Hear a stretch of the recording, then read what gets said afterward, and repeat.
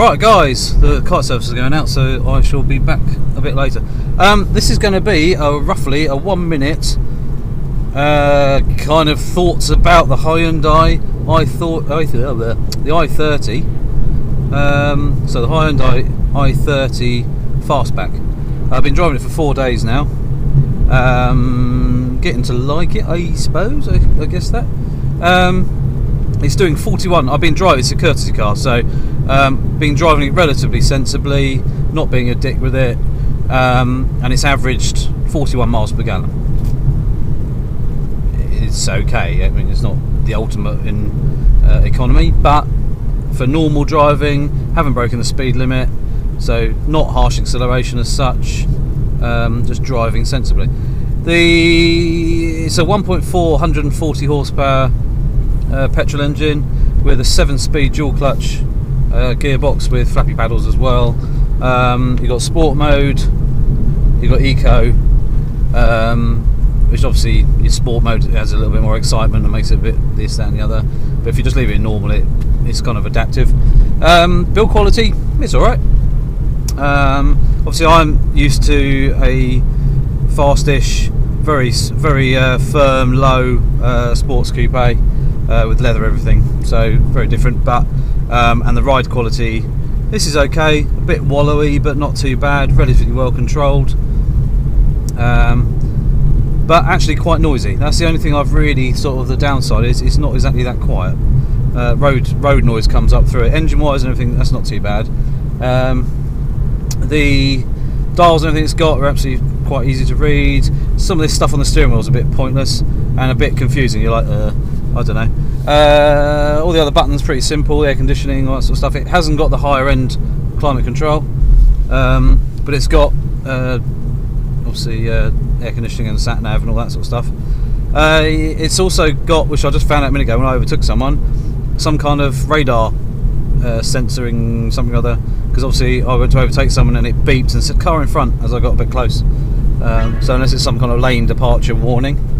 Other than that, it's a 5-seater car with an okay sized boot, but it's got lift up the back bit and it's got hidden cubby holes and stuff.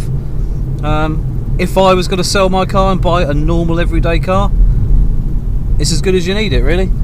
It's 140 horsepower, it's enough. As you can see here, we're on a nice country road that's actually not particularly smooth. The suspension does wallow a bit, and I can't turn in anywhere near anything like I can, obviously, my own personal car.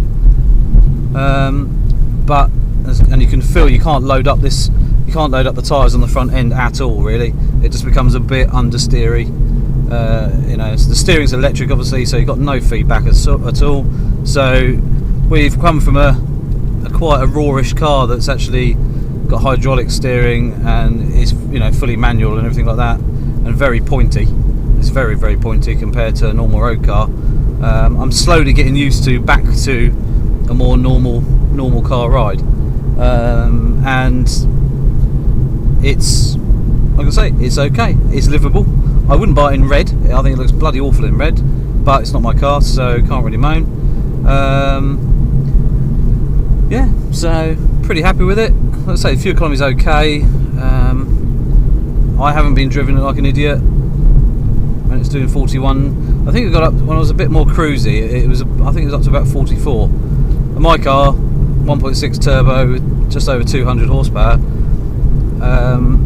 It will quite happily get 46 to 50 to the gallon if you drive it at the sort of speeds I've been driving this.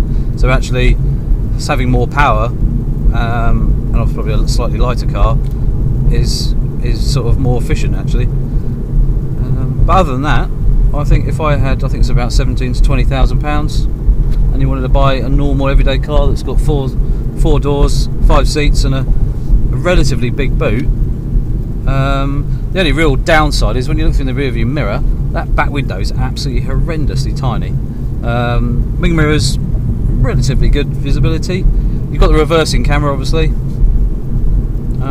which is really not very high resolution. And also very weird, because it's so wide angle, your depth and everything of it is completely screwed up. So you've got no idea, apart from the gauge it shows up on the screen, how far away you are from the car. And obviously you've got parking sensors, which help. But yeah, not a bad little car.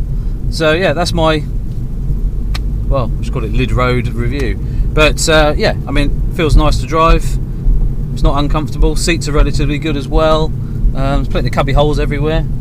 You've got a couple of USB sockets and 12 volt charging ports, stuff like that. So yeah, other than that, it's good.